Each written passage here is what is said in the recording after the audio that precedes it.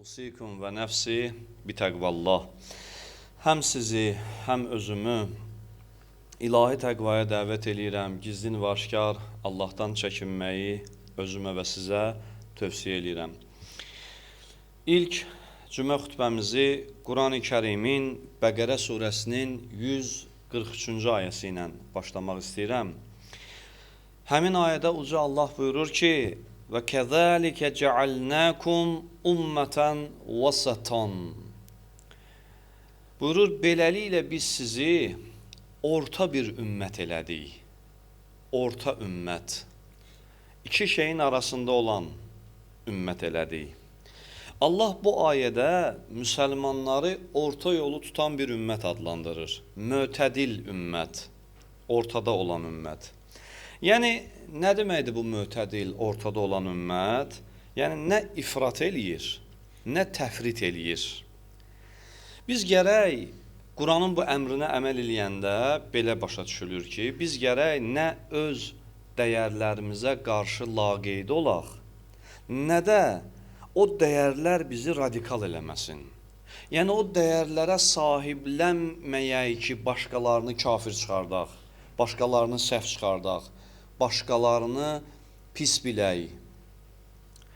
Radikalizmdə deyəndə ancaq əlimizə qılınc alıb, silah götürüb, məni kimi düşünməyənləri öldürməyi nəzərdə tutmayaq. Radikalizm ancaq təkcə bu deyil. O radikalizmin ən son mərhələsidir.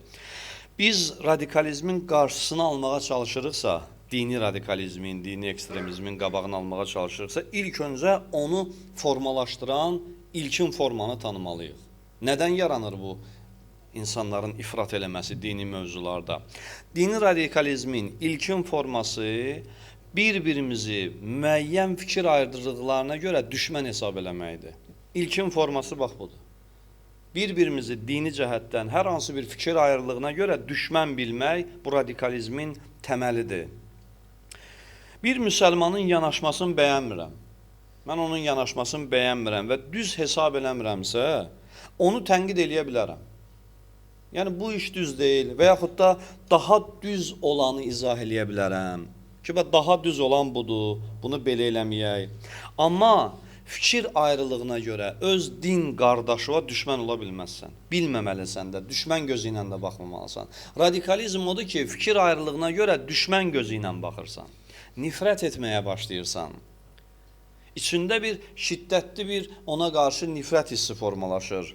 Bəzən biz çox üzdə mülayim insanlar görə bilərik ki, üzdə mülayimdir, həlimdir, mehribandır. Adam baxar deyər, ay Allah, nə qəşəng müsəlmandır, necə gözəl mehribandır, üzü gülər adamdır. Amma bir dəfə onu tənqid elə, onun düşüncəsini və yanaşmasını tənqid elə, o zaman görəcəksiniz ki, içindən bir dənə qəzəbli bir radikal insan çıxdı ortalığa. Radikalizm bir düşüncə düyünüdür, qalır insanın zehnində. Adam belə düşünür, məni kimi düşünməyən bütün hər kəs nifrətə layiqdir.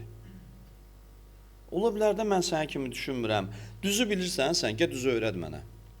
Mən səhv düşünürəm, tənqid elə məni. Düzətməyə çalış, eybi yox. Amma mənə niyə nifrət edirsən? Və yaxud mən sənə niyə nifrət edeyim ki, məni kimi düşünmürsən sən? İnsan əgər şöhrətpərəst və mənafeypərəstdirsə, onu tənqid eləyəndə öz şöhrətini və mənafeyini itirməmək üçün radikal mövqe ortalığa qoyur. Yəni, ona görə də gərək bizim dindarlığımız şöhrətpərəstliyə və mənafeypərəstliyə bağlı olmasın ki, onu itirmək qorxusu olan kimi radikal olaq. Bəzən kim radikal olur? Dindən pul qazanır deyə, tənqidlə üzləşən kimi radikal olur.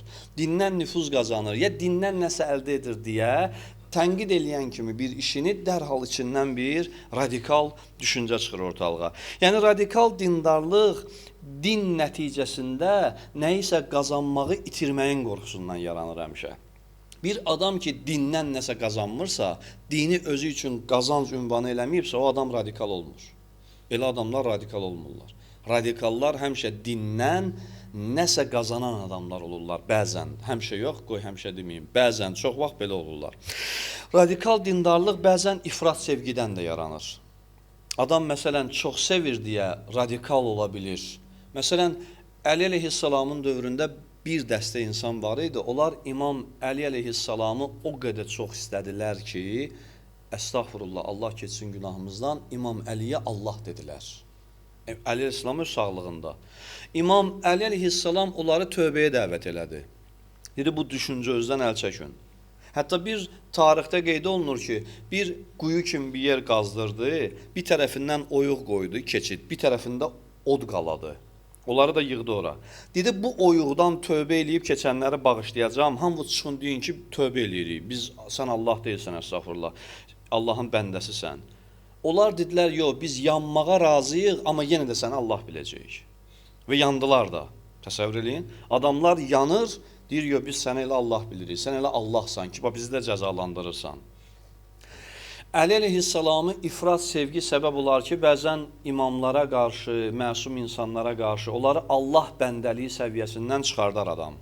Bir başqa cür baxar onlara. Allah dostu səviyyəsindən çıxardar, Allahın şəriki kimi baxar onlara. Bəzən bu problem də yaranar, sevgidən yaranar bu problem. Ona görə də bəzən radikalizmin, radikal dindarlıq ifrat sevginin nəticəsində. Adam birini o qədər ifrat sevir ki, onu balaca tənqid eləyən insana da illərin qardaşı olsa da belə, illərin dostu olsa da belə düşmən ola bilir. Yəni biz düşünməliyik ki, tənqidə həmişə açıq olmaq lazımdır. Tənqid labüddür, qaçınılmazdır. Adam tənqid elədiyinə görə heç kimə düşmən olmaz. Özü də tənqid eləyə bilər başqasını səhv olanda. Ona görə ifrat sevgi odur ki, bax bunu belə mən sizə bir misal deyim. İfrat sevgi odur ki, sən yalnız bir nəfəri dəyərli hesab eləyirsən və başqasında olan dəyəri də görmək istəmirsən. Sən deyirsən ki, ancaq o dəyərli olan filan kəsdir, yerdə qalan hamısı ya o deyil. Dəyərli deyil, yəni mənim üçün ancaq filan kəs. Bu ifrat sevgidir, olmaz. Yəni, insan bir gözəlliyi sevəndə elə sevməlidir ki, gözü başqalarının gözəlliyinə kör olmasın. Sən gözəlliyi sev, sən sevirsən, məsələn deyim, bir rayonun gözəlliyini sevirsən, da demə də başqa rayonlar xarabdır, məsələn. Sən bir şəhərin cəmaatını sevirsən, da demə başqa şəhərin cəmaatı xarabdır.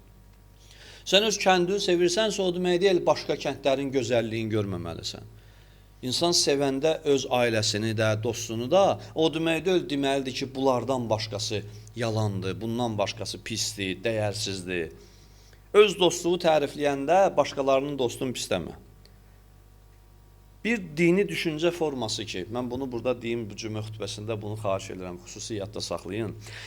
Həmişə diqqətli olaq. Bir düşüncə, dini düşüncə forması ki, illərin qardaşını öz qardaşına düşmən kimi baxmasına səbəb olursa, o radikal düşüncədir və lazımsız düşüncədir. O bizə xeyir verməyəcək. Bir düşüncə ki, illərdir, məsələn, bir yerdə çiyin-çiyinə olan adamlarıqsa, bir-birimizə düşmən eləyirsə, deməli o düşüncədə problem var. O düşüncəni təftiş eləmək lazımdır. O düşüncə bizi qabağa apara bilməz. O düşüncə bizi parçalayacaq. Və ən təhlükəli radikalizm silahın, bombanın arxasında dayanan radikalizm deyil. O rahat görsənir. Onu rahat görürsən. Necə ki, gördük də neçə dəfə bəzi ölkələrdə. O radikalizm rahat görsənir. Amma ən təhlükəli radikalizm eşqin, irfanın, övliyaların arxasında gizlədilən radikalizmdir. Eşq donuna bürünən radikalizmdir. Unutmayaq ki, bizim əsas iki düşmənimiz var. Bu iki düşməndir bizim düşmənimiz. Öz nəfsimiz və şeytan. Biz öz qardaşımızı özümüzə düşmən bilməyək. Radikalizm, radikal düşüncədə olan adam öz din qardaşını, əqidə qardaşını özünə düşmən bilir. Çox təhlükəli yanaşmadır. Eyni qibləyə namaz qılırıq, eyni Allaha ibadət edirik, eyni Peyğəmbəri Allah Rəsulu bilirik, eyni imama itaat edirik, eyni Quranı oxuyuruq. Buna rəğmən bir-birimizə nifrətlə baxırıq. Deməli, ortada bir dənə düşüncə var. Quran buyurur ki, möminlər qardaşdırlar. Yaxşı, mən əgər səninlə qardaş ola bilmirəmsə, deməli, biz elə mömin deyilik. Mömin olan, Allaha düzgün iman gətirən, Allahı heç nə üçün yox, Allahın özünə görə sevən, dindən heç bir şey məqsədi ilə istifadə eləməyən, təmiz, səmimi dindar, mümkün deyil başqa səmimi bir dindara nifrət eləsin. Mümkün deyil də, iki səmimi dindar bir-birindən nifrət eləyə bilməz. Bir-birindən uzaq düşə bilməz. Ya hər iki tərəfdə problem var, ya tərəflərin birində problem var. Bizim iki düşmənimiz var, nəfs və şeytan. Özümüzü bunlardan qoruyaq. Yalandan özümüzə qardaşlarımızı, din qardaşlarımızı, müsəlmanları özümüzə düşmən bilməyək. Gücümüzü, enerjimizi şeytanla bacarmağa sərf eləyək. Gücümüzü, enerjimizi nəfsimizə sərf eləyək. Ondan özümüzü qorumağa sərf eləyək. Öz din qardaşımızı da özümüzə düşmən bilməyək. Bu radikal düşüncədir. Quran nə buyurdu? Buyurdu biz sizi orta ümmət eləmişik. Yəni nə nifrət eləyəndə həddə aşmayın, nə sevəndə həddə aşmayın.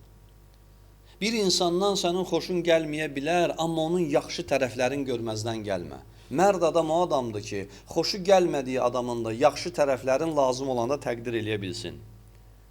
Düşməni də olanda yaxşı bir iş görübsə, onu təqdir etməyə bacarsın. Onu üzr istəyirəm, dolayıb pis çıxartmağa çalışmasın. Adam var, düşməninin yaxşı işində pis göstərməyə çalışır. Bu namərdlikdir.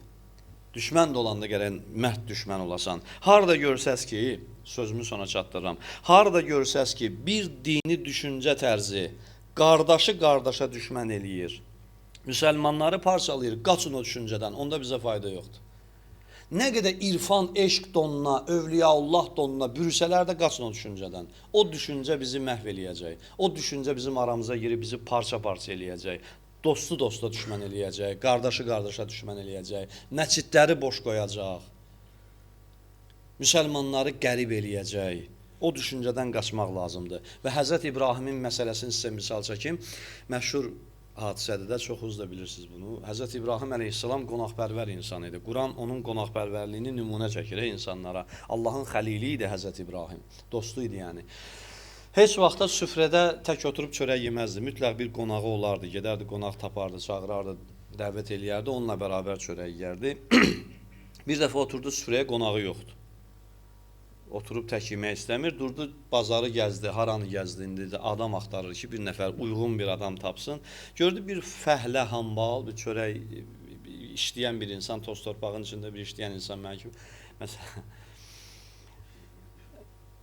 oturub çörək qırıntısı yeyir, baxdı, dedi elə ən yaxşısı budur da, heç nəyin yoxdur. Yazıq işləyib günün altında səhərdən axşama, indi də bir tikə çörək tapıb, onu da elə ən yaxşısı budur, kasıb adamdır, çağırım. Dəvət elədi, bu da əvvəl deyəsən qəbul eləmir. Deyir ki, yox, imkan ver çörəyimi yeyim, hələ bu da bəslidir, yox da dur gedə. Təkid eləyir, gətirir, gəlir onun evinə. İndi qəşəng bir yemək pişirib, yəqin ki, Həzrət İbrahim də hər halda imkanlı peyğəmbər olub. Bir gözəl bir yemək qoyub qabağına, küftəbozbaşı qoyub qabağına, məsələn, oturdular çörək yeməyə, Həzrət İbrahim dedi, Bismillah bu demədi. Dedi, niyə Bismillah demədin? Bir tarixdə mən oxumuşam, bir rəvayətdə oxumuşam ki, deyir, mən məcusiyəm, yəni ateşpərəstəm, mən o Allahı tanımıram. Bismillah, yəni Allahın adıyla deyə bilmərəm, çünki mən Allahı tanımıram. O sənin Allah dediyin varlığa mən heç inanmıram. Ki, Bismillah da deyim. Həzrət İbrahim dedi ki, onda dur, mən Allahı tanımayan adamdan çörək yeyə bilmərəm. Dur, ged buradan. Dedi, mən səndən xahiş eləməmişdim, mənə çörək ver. Özün gətirmirsən, özün də qovursan məni. Durdu, çıxdı, getdi. Elə bu zaman deyir, Cənab-ı Cəbrail nazil oldu Həzrət İbrahimə. Dedi, ya İbrahim, Allah sənə salam göndərir və sənə demək istəyir ki, ya İbrahim, o bəndə 50 ildə, 60 ildir, küfr içində yaşayırdı, Allah onun ruzusunu kəsmirdi. Bir dəfə sənə tapşırdı, sən də qovdun onu. Yəni, Həzrət İbrahim burada başa düşür. Xətasını başa düşür və qaçır, gəlir küçələrin birində, tapır onu, deyir, gəl qaydaq. Deyir, sən qəribə adamsan, evə çağırırsan, sonra qovluyursan. Sonra yenə gəlirsən ki, gedək. Deyir, yox da gəl gedək, danışaram sənə nə oldu. Gəlirlər, otururlar, axı çox təkid edir, gəlir, oturur süfrəyə. Deyir, amma Bismillah deməyəcəm, ha.